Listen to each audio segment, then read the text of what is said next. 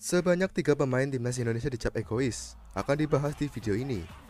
Seperti diketahui, timnas Indonesia bermain kurang efektif karena 1-2 pemainnya dicap egois. Pemain kerap memaksakan kehendak sendiri meski anggota tim lain berdiri bebas untuk mencetak gol. Situasi itu terlihat jelas dalam laga timnas Indonesia vs Filipina.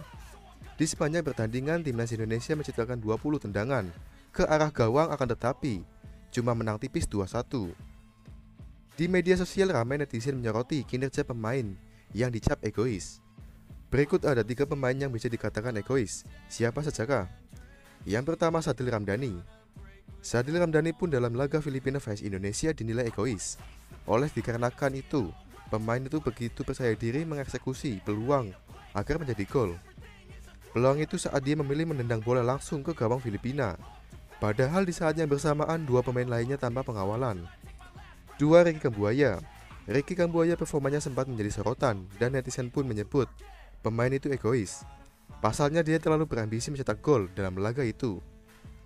Tepatnya saat Kambuaya lebih memilih mengiring bola ketimbang mengumpan ke Ilija Spajovic.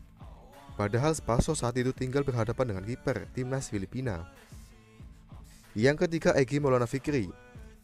Egy pun tak terlepas dari penilaian egois. Pasalnya keputusan pemain itu kerap kurang tepat dalam laga itu.